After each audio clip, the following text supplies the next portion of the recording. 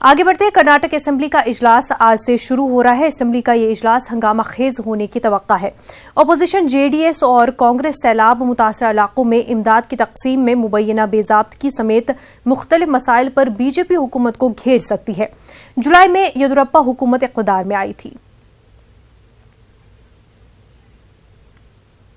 नाजरीन, आपको बता दें, कर्नाटक असेंबली का आज इजलास शुरू होने जा रहा है। असेंबली का ये इजलास हंगामा खेज हो सकता है। अपोजिशन जेडीएस और कांग्रेस सैलाब मुतासरा इलाकों में इमदाद की तकसीम में मुबैना बेजाब्तगी समेत मुख्तलिफ मसाइल पर बीजेपी हुकूमत को घेर सकती है। जुलाई में येदियुरप्पा हुकूमत ने इक़्तिदार में आ गई थी और उसके बाद जो कुछ मसाइल हुए उनको लेकर के अपोजिशन जो है आज इजलास में हंगामा कर सकती है। उसमें सैलाब मुतासरा इलाकों में जिस तरह से इमदाद तकसीम की गई थी, उसमें जिस तरह की बदउनवानी का बताया जा रहा है, वो मामला भी हो सकता है। हमारे साथ हमारे नुमाइंदे रऊफ इस वक्त जुड़ चुके हैं। रऊफ, आपसे जानना चाहेंगे, आज जो है असेंबली का इजलास शुरू होगा, माना जा रहा है काफी हंगामा खेज ये इजलास हो सकता है। जी बिल्कुल, काफी हंगामा खेज इजलास होने वाला है और जैसा कि हमने देखा है कि अभी से जो है अपोजिशन हिज़्ब इख्तिलाफ कांग्रेस और जेडीएस ने मंसूबे बंद तरीके से जो है इस इजलास में शिरकत करने का फैसला किया है और आज ये भी तय किया गया है कि आज रात भर भी जो है वो एहतजाज पर बैठ सकते हैं।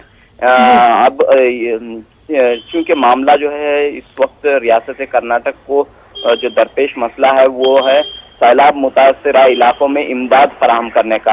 अपोजिशन कांग्रेस और जेडीएस इल्जाम आयद कर रही है कि मौजूदा बीजेपी हुकूमत पूरी तरह नाकाम हुई है और मरकज से जो है अफजोद फंड लाने में नाकाम हुई है और इस सिलसिले में जो है काफी बहस जो है असेंबली इजलास से पहले ही हुई है। काफी एक दूसरे के खिलाफ बयानबाजियां भी हुई हैं और इस पूरे मामले को लेकर कांग्रेस और जेडीएस हुकूमत को घेरने की तैयारी कर रहे हैं। अब देखना है कि जैसे ही असेंबली का ये इजलास शुरू होगा क्या कुछ यहाँ की सूरत हाल देखने को मिल सकती है, कैसी तस्वीरें यहाँ पर देखने को मिल सकती हैं। बहरहाल ये जो इजलास है मुख्तसर इजलास है, चूंकि आने वाले दिनों में जो है बाई इलेक्शंस होने वाले हैं, ज़मीनी इलेक्शंस रियासत कर्नाटक में तकरीबन 15 या 17 हलकों में असेंबली हलकों में ज़मीनी इलेक्शंस होने वाले हैं। तो इस लिहाज से जो है ये इजलास काफी अहम है सभी सियासी पार्टियों के लिए। जी बिल्कुल रऊफ, और जिस तरह से आज के इजलास को लेकर के ओपोजिशन जो है पूरी तैयारी कर चुकी है कि किस तरह से येदियुरप्पा हुकूमत को घेरना है, तो ऐसे में येदियुरप्पा हुकूमत का क्या काउंटर है, बीजेपी हुकूमत का क्या काउंटर है जो कुछ इल्जामात जो है ओपोजिशन उन पर लगा रही है? जी देखिए, बीजेपी हुकूमत इस वक्त जो है एक तरह से अंदरूनी इख्तिलाफात का शिकार है, लेकिन आज यहाँ पर हम देख रहे हैं कि इत्तेहाद का मुजाहरा करते हुए बीजेपी के पूरे लीडरान जो हैं असेंबली में शिरकत करने वाले हैं और यहाँ पर ये जाहिर सी बात है कि बीजेपी इससे पहले जो है कांग्रेस और जेडीएस की जो मखलूत हुकूमत रियासत कर्नाटक में 14 महीनों के लिए रही है उसकी नाकामियों पर को जाहिर करते हुए इस पूरे मामले पर निमटने की कोशिश करेगी और बीजेपी की ये पूरी कोशिश होगी कि किसी भी तरह जो है ये इजलास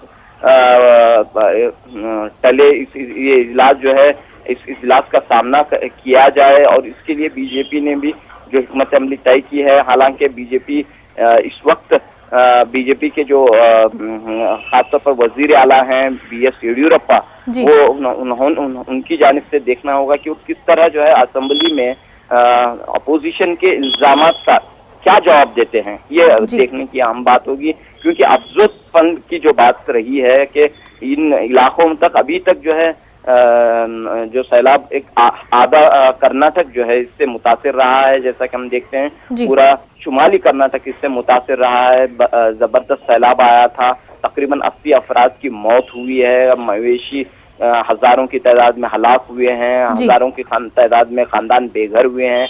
तो ये इशू जो है काफी बहस का मौजू बना हुआ है और आज इस पूरे मामले पर हंगामे की पूरी उम्मीद दिखाई दे रही है। बिल्कुल रऊफ, बेहद शुक्रिया आपका तमाम तफसीलात के लिए।